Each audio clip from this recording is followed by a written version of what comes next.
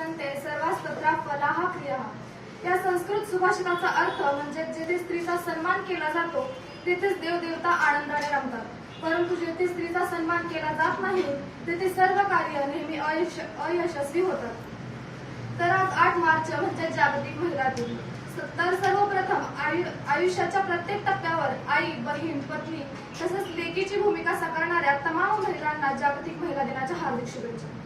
न स्त्री स्वातंत्र्य मरहती या म्हणूच्या मतानुसार परावलंबी अशा स्त्रीपासून आज खंबीर स्त्रीपर्यंतचा प्रवास आपण या शतकात पाहिला आहे। चूल आणि मूल एवढेच कार्यक्षेत्र मांडणाऱ्या समाजाला आज आपले कर्तृत्व दाखवून देणारी ती म्हणजे स्त्री आहे।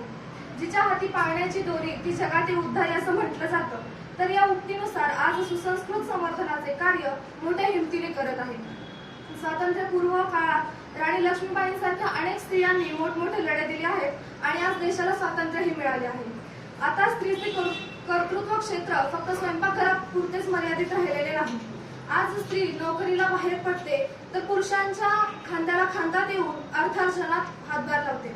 मादाम क्युरी सारख्या स्त्रिया विज्ञानाच्या क्षेत्रात पुढे सरसावत आहेत। इंदिरा गांधी, मार्गारेट थेचर अशा स्त्रियांनी पंतप्रधानपद भूषविले आहे आणि आज प्रत्येक क्षेत्रात स्त्री नाही असं क्षेत्रच नाही राहिलं।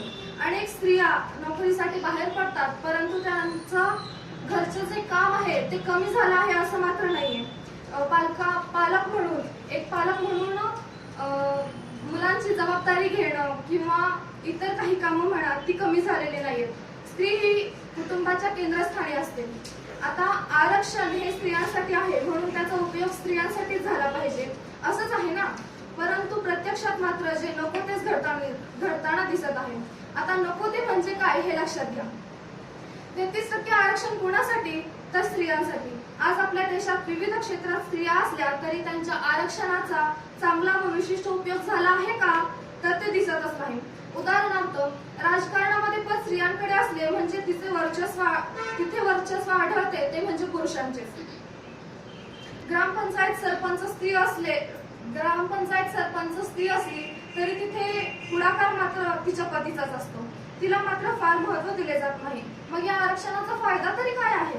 स्त्रियांना समान संधी व समाज अधिकार दिले तर निश्चितच आपले गाव, देश, राज्य इतकेच नव्हे तर मानवजात एका प्रगतीच्या उंबरठ्यात उभे असतील आणि कोणतेही आव्हान पेलण्यास तयार असतील यात शंकाच नाही।